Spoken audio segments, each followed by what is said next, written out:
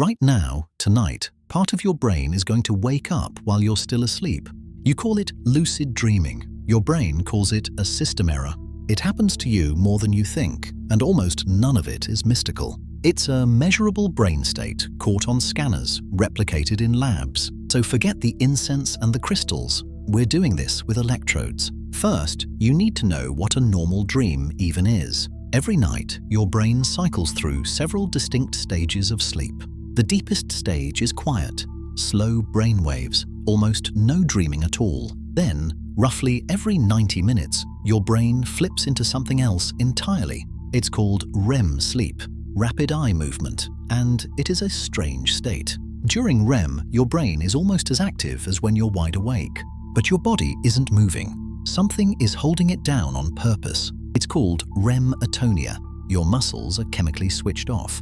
Good thing too, because your brain is about to run a full simulation. Without the paralysis, you would physically act out everything you dream. Some people's brains fail at this. It's a real, rare disorder. It's called REM Behavior Disorder. People have genuinely injured themselves dreaming, so your brain paralyzes the body and lets the mind run wild instead. That wild running mind is what you experience as a normal dream. And in a normal dream, you have no idea you're dreaming at all. You accept the strangest logic without question. That's the default setting. Rooms shift, faces change. You never once ask why. That missing question is the whole story. One part of your brain goes quiet. That part is called the prefrontal cortex, your inner fact-checker. It handles judgment, logic, and knowing the difference between real and not real. During ordinary REM sleep, this region goes almost completely dark. That's why dream logic is insane, and you never notice it's insane. There's no fact-checker on shift. The whole department is closed. Now, here's the twist that makes lucid dreaming possible at all. Sometimes, mid-dream, that fact-checker flickers back on, and it notices something is wrong. That flicker is the entire definition of a lucid dream. You are asleep, dreaming, body paralyzed, and you know it. That is the whole phenomenon. Not magic, a patch of cortex waking early. Scientists call this state metacognition, thinking about your own thinking. Normally, you use it while awake, checking your own judgments and choices. In a lucid dream, that same tool turns inward on the dream itself. This isn't folklore. This has been measured directly in a sleep laboratory. There's a real problem, though. How do you talk to someone who's paralyzed? You can't ask a dreaming person to raise their hand. Their hand can't move. But one muscle group escapes the paralysis completely.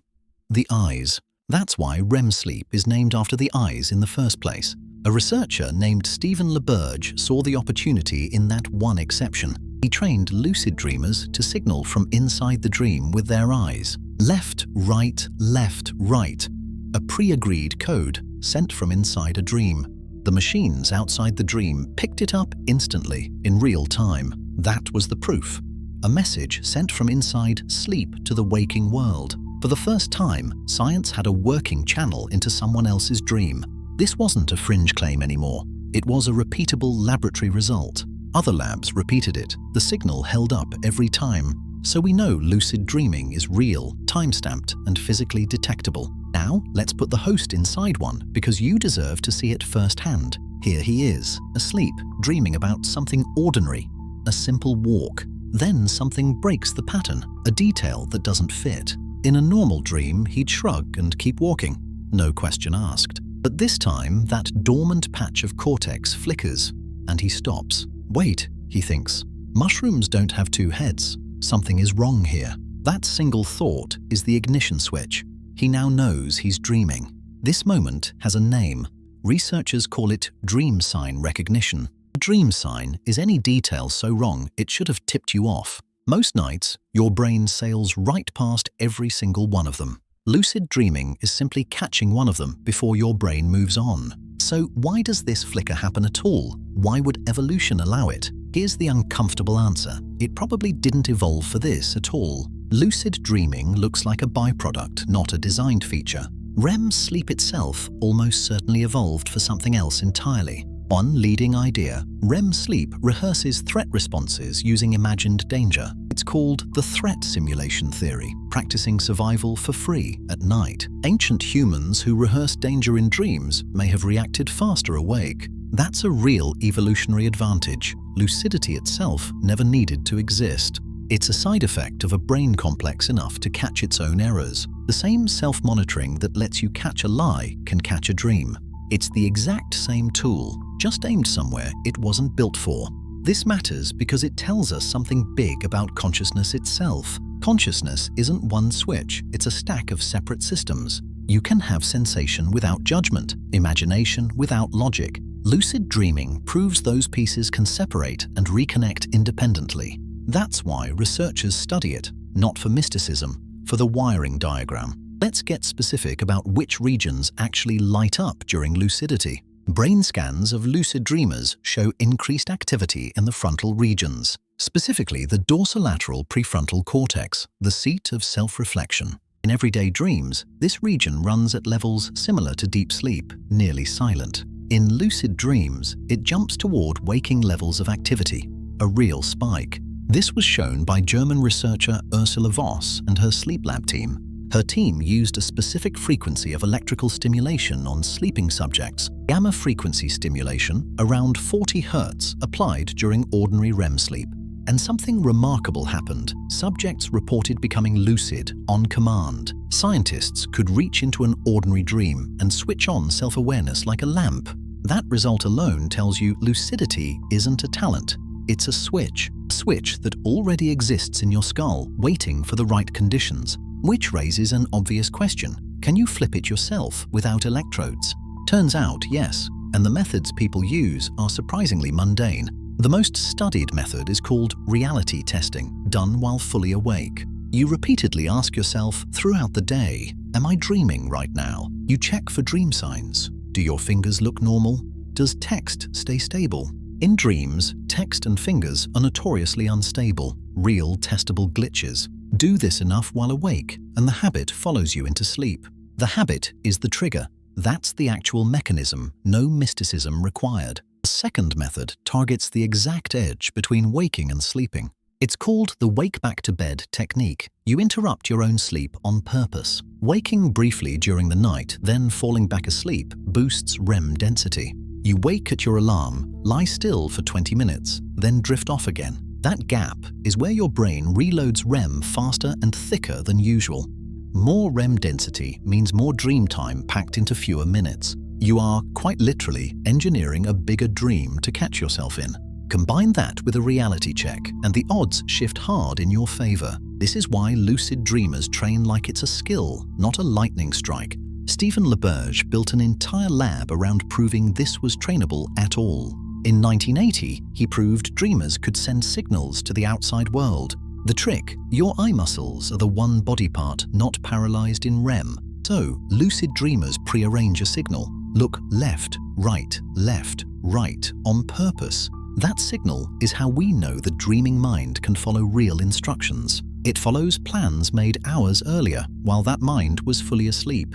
This is not mysticism. It is a rehearsed motor command executed on schedule, which raises the obvious question: why would this ability exist in you at all? One answer: dreaming rehearses threat response, and control makes the rehearsal better. Antti Revonsuo called this the threat simulation theory back in 2000. Dreams, in this view, are a flight simulator for danger you have not met yet. The brain that can steer that simulator gets more practice, not less. So lucidity may not be a glitch, it may be the feature working overtime. There is a cost to running that simulator on manual control though. Studies on frequent lucid dreamers find something odd the next morning. Sleep quality scores dip. The brain worked a night shift it did not expect. Frontal areas that should be quiet during REM stay partly switched on. That partial wakefulness is exactly what gives you the control you wanted. It is also exactly why your body never fully commits to rest that night. Control and rest are pulling on the same rope,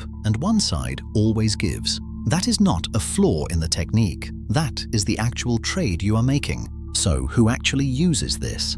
It turns out, more people than you would guess. Clinicians use lucid dreaming to treat recurring nightmares, and it works. It is called imagery rehearsal therapy, and lucidity is the tool inside it. You script the nightmare a new ending while awake, then you dream it that way. For combat veterans with chronic nightmares, this measurably cuts their frequency. That is the real payoff. Not flying dragons. Fewer 3 a.m. panics. Athletes use it too, rehearsing a move inside a dream before a real event. Motor cortex activity during a dreamed movement looks a lot like the real thing. Your muscles do not know the difference between rehearsed and dreamed, quite. That overlap is why lucid rehearsal can genuinely sharpen a waking skill. None of this makes the dream world real. It stays entirely inside your skull. But inside that skull, you are the only species that regularly does this. Other animals dream. Rats replay mazes in their sleep, measurably, precisely. But nobody has found a rat steering that maze on purpose, only replaying it. That steering wheel needs a self-model complex enough to grab and turn. And building that self-model is again the same job your prefrontal cortex does. So the same tissue that argues with your reflection also flies your dreams. That is the whole thesis. Lucidity is self-awareness, just running the night shift. The same circuitry that makes you plan tomorrow can edit tonight's dream. You did not evolve to fly through dreams. You evolved to model yourself. Flying is just the leftover trick that self-model happens to be able to do. So no, this is not a superpower. It is a spare part getting good use. And like any spare part, using it too hard has a price you already know. Chase lucidity every night, and the fatigue debt shows up by the weekend.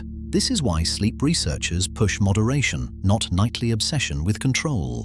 There is also a rarer, stranger side effect worth knowing about honestly. Some frequent lucid dreamers report trouble telling memory from dream, briefly, on waking. It fades in seconds, but it shows you how thin that boundary really is. Your brain builds reality out of guesses whether your eyes are open or shut. Lucid dreaming just proves you can occasionally catch the guessing machine at work. That is a strange kind of power, not over the world, over your own render. And every human brain, statistically, already has some of that wiring installed. You are simply, mostly, choosing not to use it. Most nights, you let go, which, honestly, is the correct default. Rest first, control is the exception. But now you know the switch exists, and roughly how it gets flipped. A dream journal, a reality check, a rehearsed hand you actually count. A broken interruption of sleep, timed on purpose, late in the night. None of it is magic. All of it is just asking your own brain a question. And occasionally, on a good night, it actually answers you back. That is the moment lucid dreamers chase. Not the flying, the reply. Proof that somewhere behind your closed eyes, someone is still listening. You spend a third of your life unconscious, and some part of you never fully clocks out. That is not a bug in being human. That is the exact cost of a self. A self-aware species was always going to run into a self-aware kind of sleep. Lucid dreaming is just that collision showing up once you finally close your eyes. So tonight, when you drift off, you are not switching yourself off completely. You are just handing the controls to a version of you that never really left. That's what lucid dreaming actually is. If this helped, stick around. We explain the rest of you too.